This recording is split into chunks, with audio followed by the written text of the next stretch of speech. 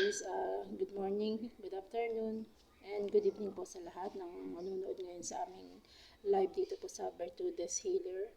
Ngayon lang po ulit kami nag-live dito, gawa ng, kailan ba huli natin, the last time na yung January ngayon lang 25. po ulit, gawa po ng dahil pinagkaabalahan, busy, gawain dito sa bahay, lagi na lang gawain sa bahay, iniintindi. Bali ngayon po ay meron tayong konting itatopic about po dito sa bago namin na may bago kasi kaming account doon sa isa kong cellphone. Yun ay nagpapasalamat po ako dahil kagagawa lang, matagal na po yung account na yun, actually matagal na, naisipan ng anak ko na mag-vlog doon, mag-upload ng mga short video. Awa naman po ng Diyos, naging maganda ang resulta po ng video in-upload niya, ng mga short video. Hindi ko naman alam na ako pala ang in-upload doon. So nagulat na lang ako, biglang araw lang, 3 days pa lang ngayon, ayun, ang dami ng views po doon. Habang ako Friday daw yun, habang ako'y nagdadasal, wala akong kaalam-alam, nag-oorasyon po ako para po sa aking spiritual, sa paghahanda ko po sa nalalapit ko uling panggagamot, dahil bawal po muna ako manggamot ngayon. Meron po nag-advise sa akin isang manggagamot na aking pong nanay-nanayan, manggagamot din po siya, ang kanyang gabi po ay Santo Niño, mahal na Santo Niño. So nag-advise siya po sa akin na huwag daw muna ako manggamot sa ngayon, sa pagkabuhay na lang daw po ni Jesus sa April 2. Dahil nung nanggagamot ako nitong nakakaraang buwan last year, nagsimula po ako noong November eh. Ngayon pong December, may mga nagamot po ako, iba-ibang case. Yung una sa kulam, ang sumunod naman po ay nakulam po yung babae, so nagamot ko siya. After 1 month, okay na siya, wala na. Tapos may nangyari naman sa kanya, hindi ko alam kung ano na, basta sumakit na naman daw tiyan, pero baka sumakit lang ang tiyan, pero hindi yung kulam. So ngayon ito naman pong sumunod, mga nanuno, na matanda. So yung mga namatanda na yun,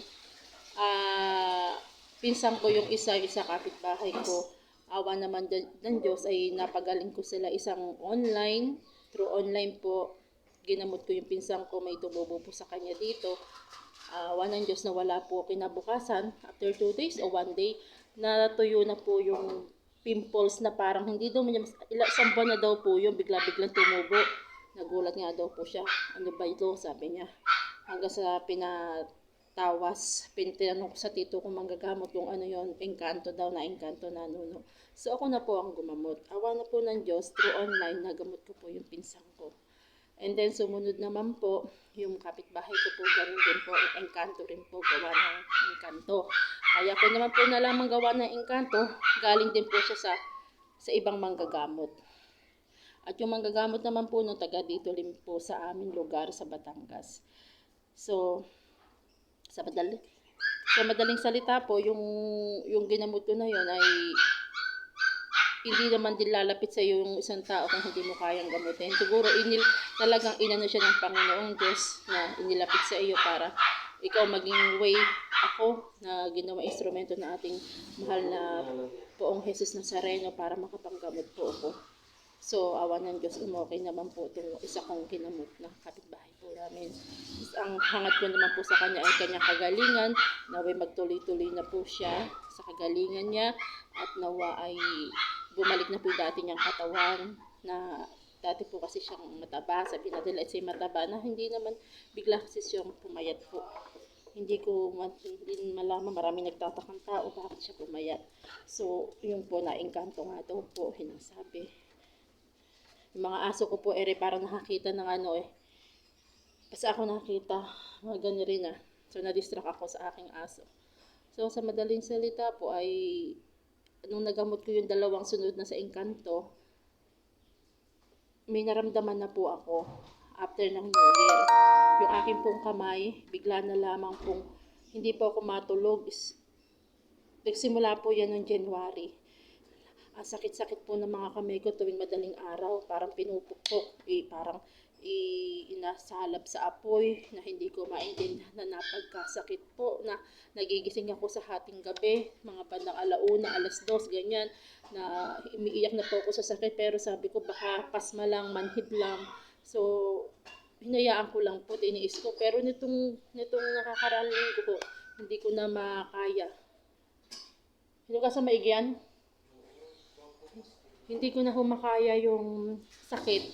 Sa madaling salita, hinihila po ako sa manggagamot na iyon na si Nanay. Nalimutan ko kung ang pangalan, taga ano po siya, taga Siira. Nagpunta po ako doon. So, nung nagpunta po ako doon, hindi muna ako nagsalita and then nalaman niya agad kung nasan po yung masakit sa akin. Di nilagyan po niya ako ng langis na binaba niya. Ng mga langis na yun, hindi ko alam kung ano yun. Binuhusan po niya ako sa kamay, tapos dinasalan po niya ako sa ulo ko, may binuga siya sa akin, tapos hinilot po niya likod ko, tagos hanggang balakang, yung sakit. Ayun, nung gabi na yun, wala na po ako naramdamang sakit. Ang ano daw po, gawa daw po ng engkanto. Kumbaga ako daw po ay nahadlangan ng engkanto na manggamot, wag ako manggamot, parang ganun. Parang ayaw ng engkanto na ako ay manggamot. Sabi ko, bakit naman? Sabi ko, wala naman akong, kung tutuusin, hindi ko naman sila kinakalaban. Alam ko, hindi lahat ng engkanto ay masama. Ang mga engkanto, katunayan, iyan po ang tumutulong sa atin, sa mga manggagamot, especially sa mga madilim, especially sa mga healer po. Bukas may ilaw. Talaga to, wala sa ayos. Madilim. Wala. Especially sa mga healer po, yun po ay nadidistract ako kapag alam na nakabukas ang ilaw, pinatay. Di syempre madidistract ka. Wala talaga. So ayun, hindi ko na alam kung ano yung kinukwento ko. Hindi ho lahat ng engkanto ay masama. May mga engkanto mabuti rin po na magiging sila po ang makakatulong sa atin sa oras na tayo ay nanggagamot na. So yun po, di ngayon, hindi pa po ako nag-advise po sa akin yung manggagamot na yun na wag daw po muna ako manggamot sa pagkabuhay na daw po ni Jesus, mga tanggalin mo nga yan, April 2 daw po, na ibibigay po siya sa akin na gamit. May gamit po siyang ibibigay sa akin na yung gamit po na hindi ko alam kung ano, para daw po pananggamot ako, hindi sa akin balik. Kasi oras na manggagamot ka na, yung pong mangyayari po sa taong ginamot niyo, yung nararamdaman niya, babalik sa inyo kung masama pakiramdam niya, nahihilo siya, o kung gawa man ng engkanto yon, mararamdaman mo yon, sa'yo babalik yung ginamot mo. So, yun ang wala po akong protection na galing sa ganun. So, ang advice po sa akin ng matanda ni nanay, bibigay daw po siya sa akin para pag nanggamot na ako, hindi na ako ang masasaktan, hindi babalik sa akin. Kumbaga, sa pamamagitan po na ibibigay niya na hindi ko alam kung ano. Kaya ako po excited na rin, nasusurprise po ako kung ano yung ibibigay sa akin ni nanay na isa rin pong manggagamot. Tapos ngayon po, wala pa po akong gamutan ngayon. Awa naman ng Diyos, wala naman din po nagpapagamot, kinatutuwa ako. Pero, meron po ako nabasa sa isang Facebook account po namin. Meron po isang gustong magpahilot.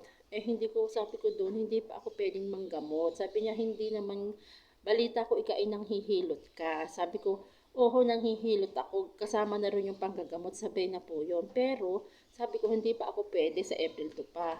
Sumagot na naman po yung babae. Sabi sa akin, hihilot lang naman kahit hindi mo muna gamutin.